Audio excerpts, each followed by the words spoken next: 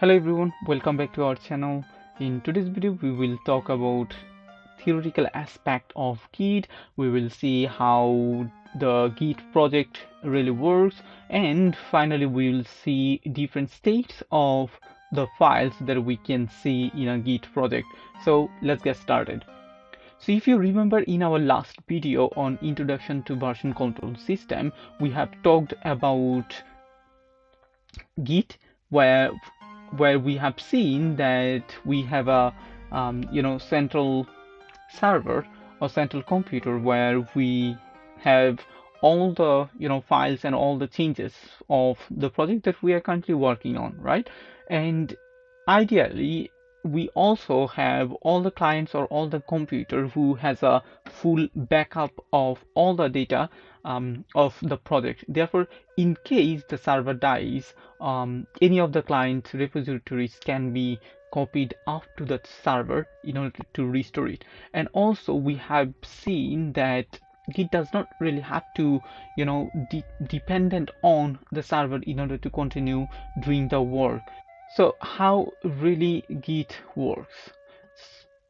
In our traditional version control system, they think of storing the information as a set of files and changes made to each of those files over the time. Now, instead of that, Git thinks of all its data is more of like a series of snapshot, and it calls a stream of snapshot. So what happens is with every commit that we make, Git takes a pictures of the file system at that very moment and stores a reference to that snapshot. Now, if we don't make any changes in those files, Git does not store the file again. Instead, it adds a link or reference to that previous identical file that already is stored. So what really happens is, for example, if we make one snapshot of file A, B, and C, Git will take a reference of it, right? And in the second commit or version 2, for example, we don't make any sort of changes of file B, but we make changes of file A and C. Therefore, we take a new reference of A1 and C1 of the respective files. However, as we haven't made any changes of file B, Git does not take a snapshot of it. Instead, it connects a link of the previous changes that we have made, which was in version 1. So in this way, Git creates a stream of snapshot in its miniature file system, and which allows us to track all the changes that we make in a Git project. Now, Git ideally has three different states that we can, find Git, which are modified, staged, and committed. Now, each of these states does defines what this really means. For example, modified means, I mean, if any file has been changed or modified, but have not been committed to the database or the Git directory yet. Staged means we have done some modification and is ready in order to go into the next commit or next snapshot. And committed means data has been stored safely within the, let's say, the local database, which is in .git directory. We will see shortly. Now let's see that how actually the Git project really works. So based on those three states, modified, staged, and committed, we see three different states of this Git project. The first state or first stage is basically the working directory. Ideally, in this working directory, which is in our local system, we store all the files and the folders that we need to modify, or we need to add information to. So basically, this is the working directory where we write, we work on our project, we create file, and so on and so forth. So in this location we will be making changes. And the second stage is called the staging area.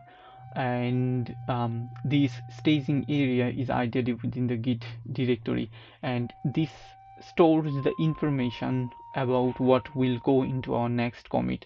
We can think of this staging area as like a waiting room from where we will, pass all of our programs or files changes to the next commit. So it will be waiting for us to do a commit.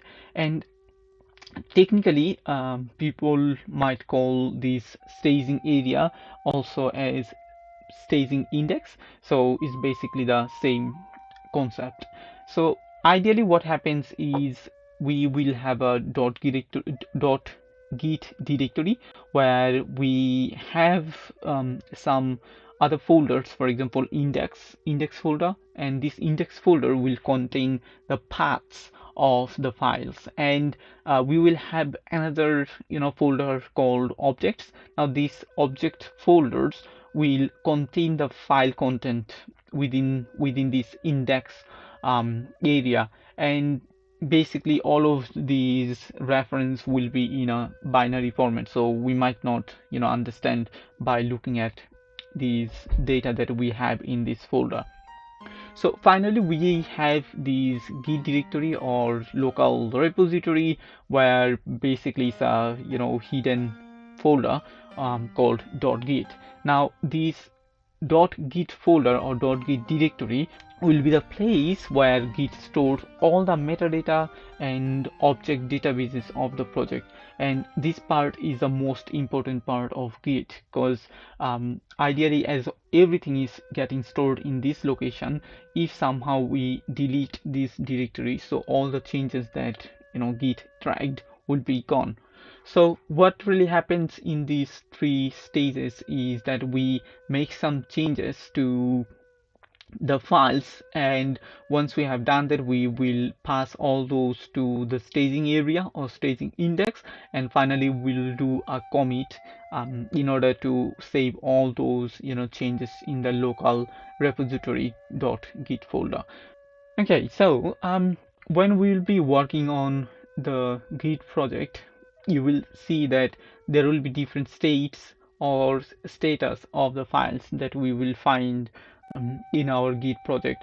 Ideally, Git has two main states or status. One is untracked and another one is tracked.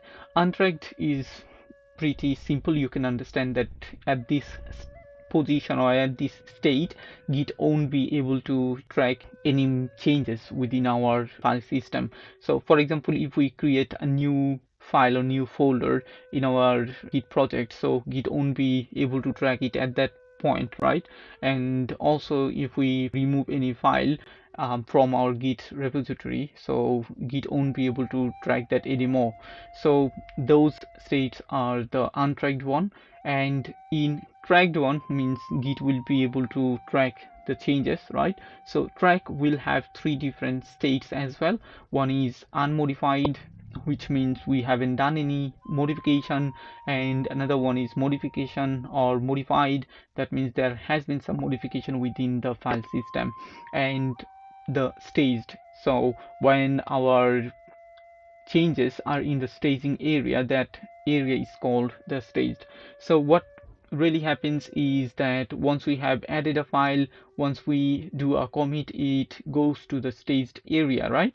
And once we have an unmodified file, right, so we do some modification, and the file states goes to the modified. Once we have added all those changes to the staging area, so that brings all those files into the staged status or staged state. And once we have done a full commit, so we will be again coming back to the unmodified states. That means there is no further changes been made for Git to track. So at that state it will be in unmodified. So again, Git has two different states, untracked and tracked, and in tracked Git will have three different status for the files. We will see all of these in detail when we'll be working on a Git repository in our upcoming videos.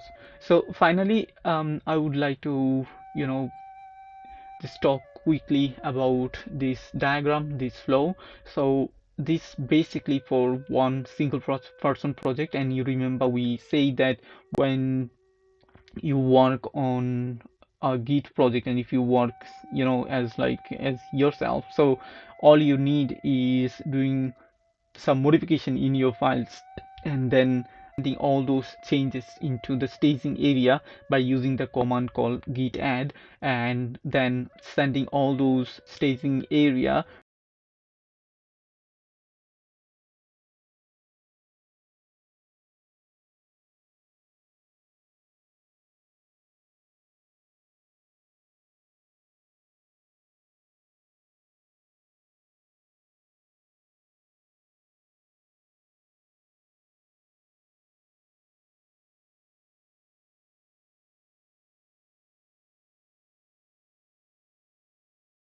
remote repository like Bitbucket, GitHub, or GitLab. You need to connect your remote repository with your local repository, and once it is connected you will be able to push all those changes to your remote repository by using the command called git push.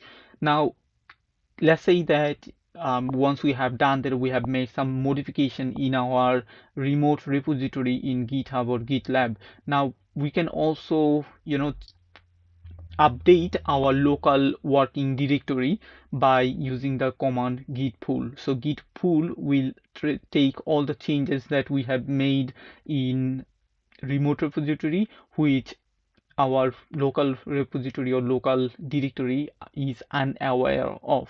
So these are some of the commands that we can use. Now if we take any sort of remote repository from someone else from their remote repository, we can do git clone command in order to clone or copy their repository to our local system, local working directory.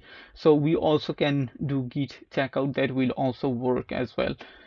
So I hope that this video was useful. If so, please give it a thumbs up, and then I will see you guys in the next video.